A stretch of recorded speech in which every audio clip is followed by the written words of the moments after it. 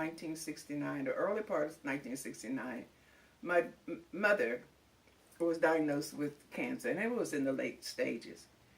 What was so disappointing to me was that the visits to the doctors, the hospitals, and nurses, and what have you, there were no community services at all that we could call upon to help my mom. She didn't draw Social Security, even though she had worked. Nobody told us about that. I guess we were so overwhelmed with her care that we dedicated, my sisters and I dedicated our lives to seeing that she was comfortable until the very end. So having gone through that experience, once she passed, I was reading the paper, and I saw where there was an ad in the paper for the Community Action Council for a position there as a community worker / activist. And I applied, and I was offered the job right away. I was excited.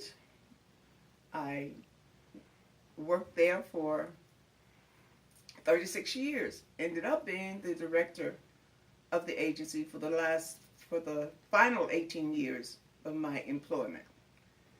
The most exciting adventure that I had was when, with the Head Start program, our buildings were always without heat sometime, and one thing or another.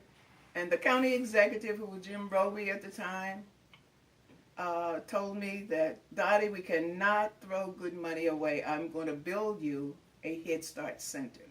And that's what he did.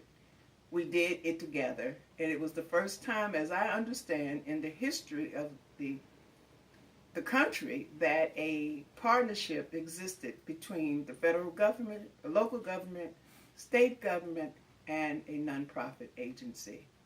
That center is now the Long Reach,